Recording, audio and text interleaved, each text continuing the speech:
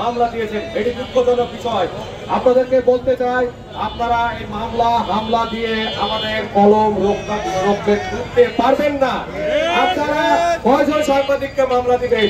10 জন, 20 জন, 100 জন সাংবাদিক আরো তৈরি হবে। আমরা রাজপথে আছি, রাজপথে থাকবো এবং অন্যায়ের বিরুদ্ধে সোচ্চার কণ্ঠে আওয়াজ তুলবো। আমি মাননীয় কমিশনার মহোদয়কে বলতে চাই, আপনার এই কোটি কয়েক ওসি কারণে, কোটি কয়েক পুলিশ সদস্যের কারণে আমরা আপনার আরএমপি আজকে প্রশ্নবিদ্ধ হচ্ছে। এই ফ্যাসিস্ট এই 12 বছর ধরে এক যুগ সে কিভাবে আরএমপিতে থাকে?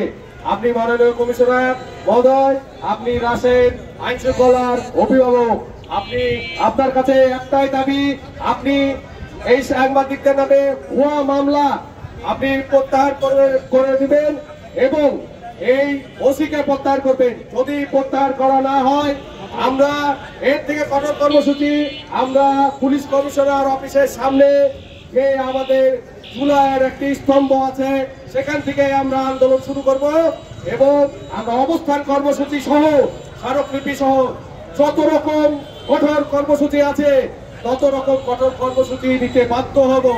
আপনি আমাদেরকে এত কঠোর কর্মসূচি নিতে বাধ্য করেন না।